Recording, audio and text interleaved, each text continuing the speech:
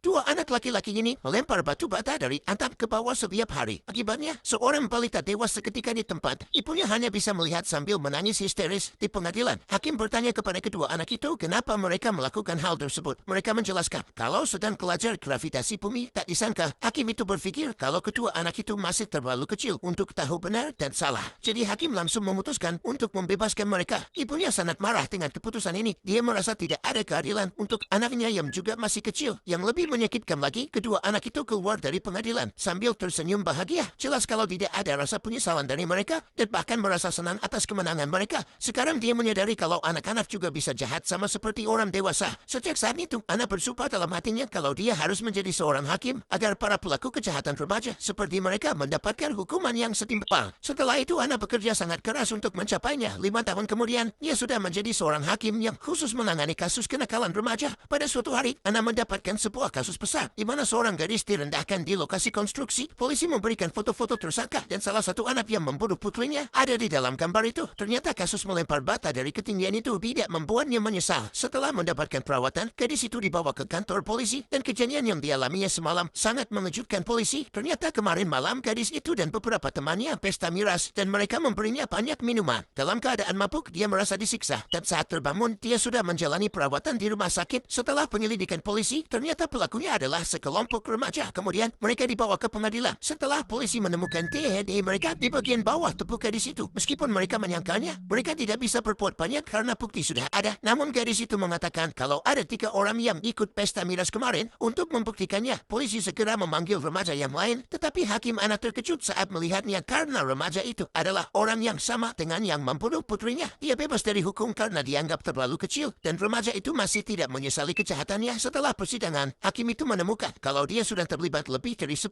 kasus dalam beberapa tahun terakhir. Sebagai seorang hakim, Ana datang ke TKP secara diam-diam untuk mencari petunjuk. Saat itu dia melihat kamera yang merekam video di setiap ruangan. Ana kemudian mencoba membuka komputer untuk mencari bukti, tetapi tidak terduga remaja itu muncul di belakangnya. Ana melihat pembunuh putrinya ada di depan mata, lalu memanggil namanya. Namun saat Jack mendengar itu, dia mulai menyerang Ana dan mencoba membunuhnya. Ketika Ana hampir mati, sirene berbunyi di luar dan Jack tidak punya pilihan selain melarikan diri. Meskipun Jack lolos dari penangkapan kali ini, Ana tidak akan pernah menyerah demi putrinya. Jadi dia bersumpah untuk menemukan bukti yang memberatkannya. Karena itu, dia menginterogasi ketat anak buah Jack. Tetapi mereka memberikan keterangan yang dapat meringankan hukuman Jack. Namun polisi juga menemukan sejumlah besar video tidak senonoh di komputer Jack dan dia muncul di setiap video tersebut. Akhirnya dia dibawa ke penjara menggunakan mobil polisi. Pada akhirnya, Ana berhasil membalas kematian putrinya. Film ini memberi pelajaran kepada kita agar selalu mempertimbangkan dampak dari setiap tindakan yang kita lakukan.